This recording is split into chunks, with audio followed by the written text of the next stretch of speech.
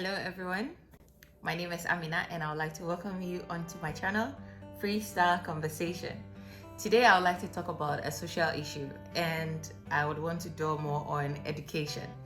So if you're here with me, please, and if you've not subscribed, kindly do, and like this video if you do. If you have other suggestions as well and you can share this video with other people so we can spread the knowledge, please do as well and I'll be grateful. All right, with that said, let's dig in. So today's video, like I said, is on education. And so I went to check, there's been a couple of things that have been said concerning African education. And these problems I went to research on the internet to see. And the funny thing, even when I typed in, problems or with African education and those things, there were only ones written by UNICEF and all. I mean, people are not even interested in writing about them. It's been very dear to my heart, and for that reason, I said, let me talk more about it. Now, when I checked some of the points that the UNICEF site actually gave me, it was broadly on poor quality environment. And with that, they mean to say the infrastructure, overcrowding, sanitation, violence. I said, okay. And then there was another one on poor quality content, that is untrained teachers, poor school management, etc. And then the third point, they mentioned national legal framework. So what they mean to say is lack of compulsory education requirement. I do acknowledge that these are problems that we face in Africa. However, I know that the root cause is most important. And for me, I would want to dwell on the root cause, okay, and what we can do about them. So with that said, let me share a little story about my mom. I am fortunate to have gone through the school system and I have seen the benefit of education thanks to my mom, because she was discouraged on different levels not to allow us to go to school or anything, and that it was putting a toll on her and hardship and all that. But she was determined to take us through school.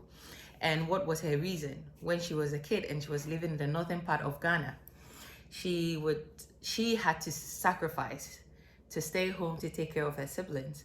And with that said, she said she would sit down. The school was just a minute away, but she can only just see the places, like you see Kenya, or you never step there. So she would see them go to school, and she would always wish that she had the opportunity to also go to school, which she never had. But she did vow that she understands that education is very important, and for that reason, whenever she has her own children, she will make sure that they go to school. And my mom did not do just that. She made sure that we had very good education, and she would always stick to people that were already like knowledgeable in areas and those things, and would force us to study from them and all that. And that's how come we all ended up going to school, and I'm happy about that. I went to the government school, my brothers went to the preparatory schools, the private schools, and so sometimes you can see some differences, but I still appreciate the schools that I went to anyways. So all I'm saying is most African parents are not motivated to have their children sent to school. What are these reasons? It's like the benefit of education is so long-term that they don't have the patience to wait that long. It's like they never benefit immediately. And even with that, they also have to, sacrifice their own productive time. So the child goes to school, and the things, instead of helping the parents back at home so they can fend for their families, it's like they have to go and spend it in schools. And there are so many things that go on in the schools that are also not encouraging for these students. Educational system, like the UNICEF people put out there and all that. It's also important, but discrimination and all sort of things. Even when you're doing well in school, it's not recognized. The exam system is very stringent and not flexible in any sense. And students are taught to provide answers that they have been taught of, not to, improvise or like be creative about things. No, if you don't provide the answers that were given during your teaching, or let's say your classes, then you are wrong, but that is not the situation. People should be flexible to be able to share their mind on things. So these are some of the things that really deter a lot of African parents from even motivating their children to go to school or inspire them to go to school. So what can we say about that? It's been very difficult. It's been a long stretch. So you can even make the school system free and it still won't be of good use because the people themselves have not come to accept that this is a good thing, because we have put a lot of things, we have put a lot of roadblocks and things in there, and it's making it hard. So just imagine if it's a long term and you have to complete the university before you can get a white collar job. Then what happens if you're unable to finish the university? What if there's no money to make you go through the whole system? And if you do, sometimes you're not even guaranteed those jobs because there are not so many available jobs out there. And that's also even another problem, because we are not taught to actually, we are not taught to, think for ourselves, identify problems in the society and offer solutions to them. We are always taught to go with whatever is already there. And so if you don't fall in those things, you fall off, you fall out and all that. And that is not really good. So let me not dwell too much on the problems. There are problems, but let me suggest a few things that we can do to make sure that, we make our school system better, okay? And I would like to start by saying that, first of all, there should be mentorship programs, okay? So it doesn't have to be with mentors like big people in the community or something. It can just be maybe if someone is in class 4, the person has a mentor in class 5 or class 6, so these people motivate or teach these younger ones what to learn. And as much as the one that is in class 6 also has a mentor in, let's say JHS 1, or 2, so it's very successful. And so that is one. Secondly, this is a very important point, career counseling and enlightenment. Pupils should be told more than they already know. So some children just want to be like the kind of career paths that they've seen in their communities. And that's what I observed when I went to TWAM to do my volunteer work. And I saw that the children were just limited by what they see. So nobody ever mentioned that they wanted to be a doctor because there was no doctor in the community. And I realized that everything they were saying were just things they were surrounded by. And so there should be more. And if you look at the lives of these people and it's not even motivating enough, why would you even want to go to school when you can just fall out, get to, all sort of activities and make your money and live the kind of life that you want if you are successful, if you are lucky, So it's not really helping. So there should be counseling. Also, even with that, I would also say that there should be pre-exam talks and counseling for students. It shouldn't be a one-way road for everyone. There should always be some plan Bs, because I was knocked by I was hit by some kind of news one morning which distorted my whole day. What was it? A small boy, or a boy who had written his BEC, Basic Education Certificate exams, he wrote it and failed. And for failing, he decided to take his life. So many things could have triggered this. Why?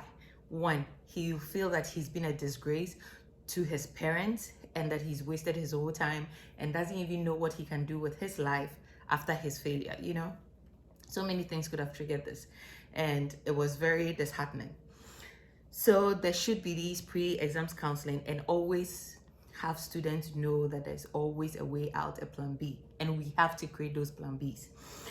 Introduce formal education, vocational and technical education at primary schools. We do studies in the SHS, senior high schools, but I think it should be brought down lower so that children can explore and know where their strength really lies, right from the roots, right from primary schools, so they can know where they can concentrate the most. Also, periodically we have to invite entrepreneurs to come and talk to students. It is not that you always have to look out for who is going to employ me. Also have the mindset of who can I employ by looking at what kind of problem I can solve, you know? So these things have to come in and they have to share their experience, and they should really share their real experience. So they shouldn't just say things as if it happened out of the bloom, you know, God just made something happen and they were successful. No, they should really share the hard work they put in there so that the children will know that nothing is easy to get. I mean, but you can achieve anything if you set your mind to it. Also, another point I would say, they should be students education should be practical enough to help students identify problems in their communities, close to them, not somewhere else. And then you'll be discussing other countries that you know, it should be so close to like home. So how to really apply your knowledge in the classroom, even in your very home, okay, so that they know that, okay, knowledge is actually everywhere, you know, it's not just situated somewhere where you have to go and work before you can apply. No, it starts from the home, so it should be that practical. And then voluntary services, there should be voluntary services. So on vacations or after school, students should be linked up with other companies or, you know, institutions in the community where they can go and work and then learn something. In learning those things too, I know it's not easy if you should tell your child, oh, okay, I'm going to do this and I'm going to do it for free. It won't be motivating enough. So there should be some kind of compensation for those students to cater for their, you know, transportation, their feeding or something, you know. So as they are learning, they're also benefiting. Okay, all right. So let's move on. And these voluntary services should be part of their grading system. It shouldn't be just something you do separately, but it should be part of the grading system so that you know that every effort you are putting in your education is also being accounted for. Okay. Also, students should be awarded in all activities, in conjunction with what I just said, in all activities. So there are sporting activities like cultural dance groups, vocational groups, and all those things. These things have to be recognized and added to their grading system. Okay, so that people who are really committed to in sports will not think that it's going against their classroom work and studies. So there's a very good balance, and then parents will allow their children to even get engaged in other activities that can bring out the best in them. Student benefits should be extended to families, to their parents. I know when I was in primary, they would give best student in the class and those things. So I did receive some, and sometimes they are exercise books, pens, notebooks, and stuff. I'm thinking that we should add sometimes maybe, you know, like a cloth or a tie or a watch, like, you know, something simple. It doesn't even have to be expensive. And this is for the parent. So this, when I get home, I'm like, oh, I'm Bani Wangambaka. You know, I've been given this to give to you because I was the best student in my class. You know, it kind of helps the parents to know that, oh, I'm also recognized, you know, in the whole process. And they'll start motivating their children in this, you know, to study hard, to be their best in class and all those things, and get really involved in their education. Okay. So technical and vocational institutions, we do have them in Ghana. And so instead of people going to maybe the universities or let's say senior high schools, they have these technical institutions too that are working, which I really love. But the problem is when they do go through the system, government should employ their services, give them, you know, some kind of recognition and benefits, you know, let them, if you need plumbing works, if you need carpentry works, if you need, you know, sewing and all those things, you should use these very institutions to provide for those things for the government. And so you are paying them, so they are making a living. So you are purchasing your own resources, and these things should be like constant. It should be something that it shouldn't be just be getting them from outside the country and all those things. Then it's like, what do you don't even see my own capabilities and stuff, you know, but you are telling me that I should study. Like, you know, it doesn't make sense. So I think government should get really involved in these things.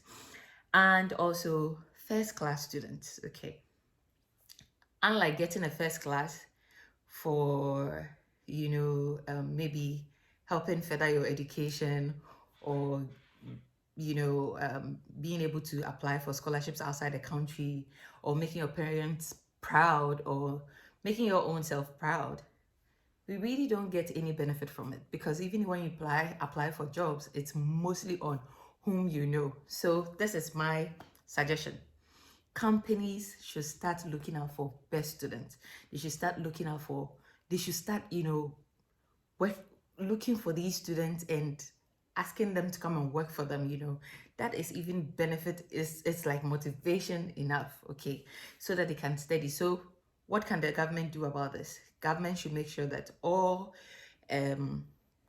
private owned companies, or let's say even foreign companies coming into the country, make it a point to employ these first class students from the universities. Make it a requirement. I mean, which company wouldn't want one of the best students to work for them? They would want to do that. And this would trigger students to learn more and go outside the box, to be best at things. So these things should be incorporated. I know that these are very important points to be made. I also think that students have their own responsibilities as well. It's not just with parents, and it's not just with the government or institutions or anything, but the students also have to make sure they do their part. And what can they do? They have to study hard and try to apply their knowledge in their daily activities. So let even your parents at home know that they are having a benefit of your education. Apply the knowledge, right, in your activities. Give people around the reason to believe that you are benefiting from education. So let them understand that, oh, I couldn't read this before, but now I can read it. I couldn't do this before, but now I can do it, because like I've been taught in school and I've been doing that, so that people really see the essence right from, at every level. Also, show enthusiasm and always offer to help. Show enthusiasm, like help out when you can always get to apply your knowledge and show that, oh, I'm also, a very potent student. Show enthusiasm whilst doing it as well. And study past what you are taught in school. You are not limited in school. They said a child educated only in school is is an uneducated child. Okay, so make sure that you're learning beyond the classroom. Okay, the world is your classroom, so learn from everywhere. You'll be shocked. Even cartoons have some knowledge and some things that you can apply. You'll be shocked. If you search for knowledge, you will find it. So search for knowledge. And also explore your strengths and build on them in any opportunity. So it's going to be hard for one teacher who is teaching like 50 students to be able to recognize each student's abilities in class. It's going to be hard. So try and help yourself by also trying to identify what you're really good at, and seek for help from the teachers to help you sharpen these things, or from people that can help you sharpen these skills and strengths. Again, ask questions, be curious, and seek for help whenever the need arrives. Ask questions. I know when you ask questions too much, you become annoying in class and all. If you're not getting it in class, go elsewhere. Ask. Just make sure that you don't stay quiet. It's better to talk and have your ignorance, removed, than to stay quiet and be stupid. So always ask questions. But before you ask the question, also make sure that you are thinking about it too, so that it doesn't sound like you're just asking questions out, like just for the sake of asking questions. Ask intelligent questions. So ask the questions. If you don't get in the classroom, seek it elsewhere. Okay.